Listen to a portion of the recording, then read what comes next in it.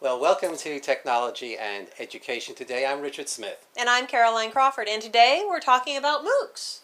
Yes, MOOCs. What about MOOCs? Specifically about badges, the concept of badges. And after going through a MOOC, what kind of outcome would one expect to achieve? In a regular traditional class, one would expect a grade of some sort. But within a massive open online course, a MOOC, people are talking about the concept of badges as a reward outcome type. Yeah, and this is very interesting because when MOOCs started, when did they start? 6 months ago they got very popular? Or, Well, they've been around a while. Year and a half, I suppose. Oh, they're really old. The idea was that they were massive, as you said, open online courses that people finally could go to and become educated. And there was, when they first started, I remember there was no mention of certification of any sort. No, you were lucky to have the information presented to you. Yeah, the idea was that you could get this information and people would be so free and they would be so thirsty for the knowledge that they would naturally flock to these courses. And they did have courses that had 150, 200,000 students in them. Absolutely. Not all of them finished the courses, but still that they were in these courses. And then, well, retention's always been an issue within a MOOC environment. What are the desired outcomes that the person is present in order to achieve? Is it learning for the love of learning, or is there something else going on? Now it turns out there's something else going on. There's something else going on because, well, I think there's probably at least two good reasons for this. One, when these MOOCs started, I believe at Stanford University, they may have started with a very altruistic idea behind them, but I think what hit them was reality. Reality strikes, because in order to create a MOOC, it takes quite a bit of effort, as any online course takes quite a bit of effort. So who is going to create the MOOCs? And honestly, anyone can say that they've completed a massive open online course. How do you prove that? As well as, there's always a qualitative indicator. To what extent did you achieve the objectives? Exactly, but here's the thing. So you create this MOOC, it eats up all your time. Much as an online course, and then or a good traditional course as well. And then you give it away. Well, I think at that point, the people who started the MOOCs for the various, or either on their own or in conjunction with various organizations, said they had an aha moment, which was, aha, I'm giving away all my knowledge for free. I'm giving away Where's my return on investment? Exactly, and it's eating up all my time. So at that point, what happens is the companies form around this, and the companies get together and they say, yeah, well, we'll put together a company, but how do the companies survive? They've got to earn money.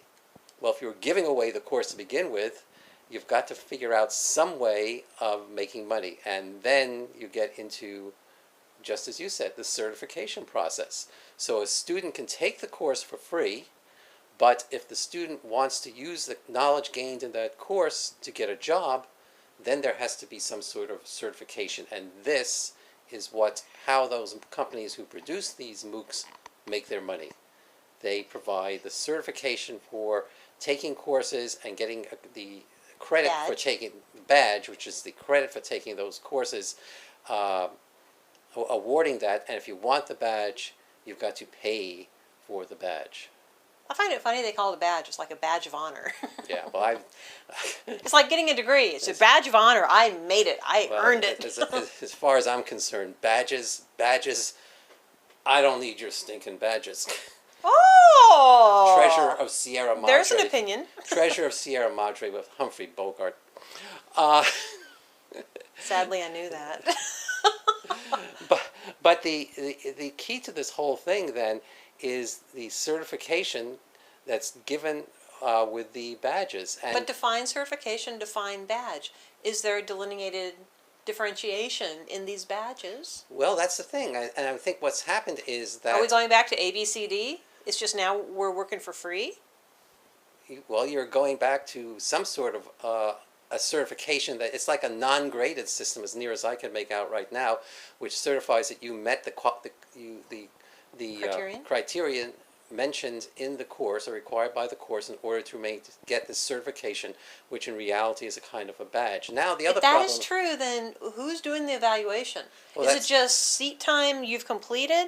Or is No, it they that have- you actually have to achieve some form of deliverable that is then evaluated? Right, they have... I had a lot of money involved in that. That you take tests. Somebody's time and effort. Take tests, you participate in discussions, and so on and so forth. That's what you're paying for to get that certification. Paying for? The, Wait a minute. Okay, so back up. So a massive open online course, the concept is that it's free. Right, it's free. The knowledge It's is available for anyone to achieve. Right, but if you want to have something that proves that you met the minimum qualifications of minimum achievement level for that course, then you have to be in that cycle in the course, and for which you are paying a tuition of whatever it is, $40, $50, $100, and then when you meet all So you actually enroll before you begin the course? Yeah, of course. This sounds very traditional coursework to me. Well, yes, that's how it works, and then you then get the badge. Now, of course, there are several companies that produce online courses. There you have edX, you have Coursera, and whatever else it is. Mozilla. No, not Mozilla. Now, the Mozilla Foundation, yes, that has come up with an idea.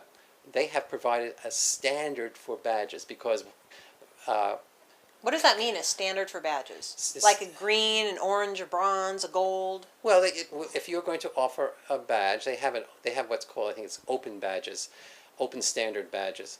And whatever company has...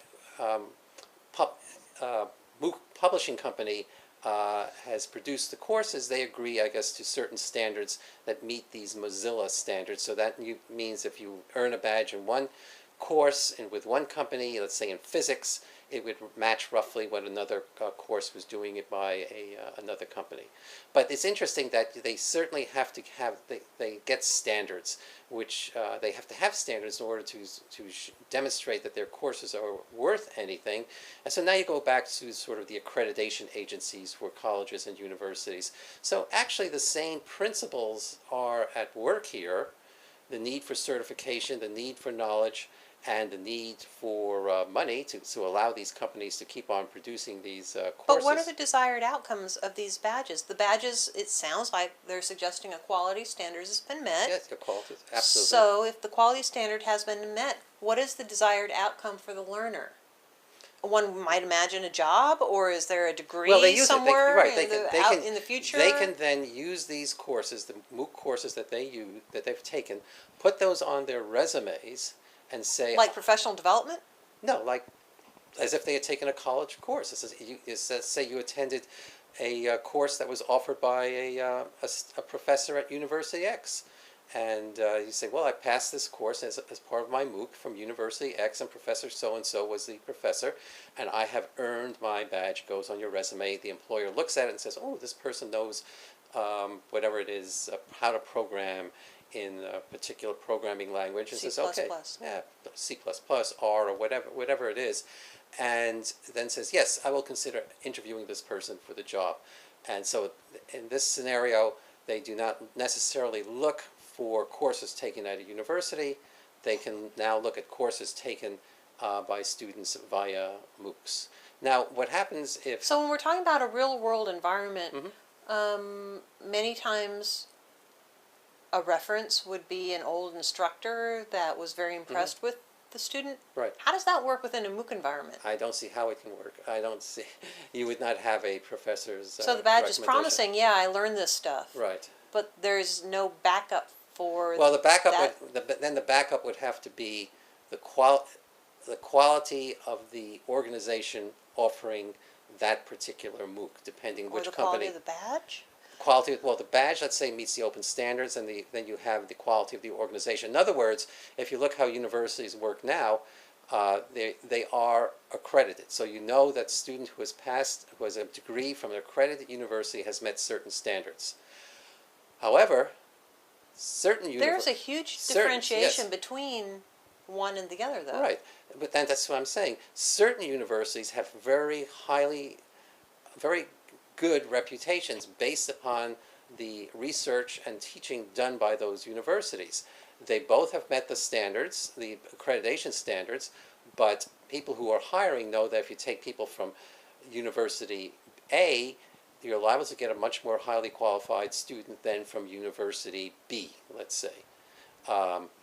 So I think the same thing would work with the MOOCs. They would say, oh, your MOOC came from this particular company.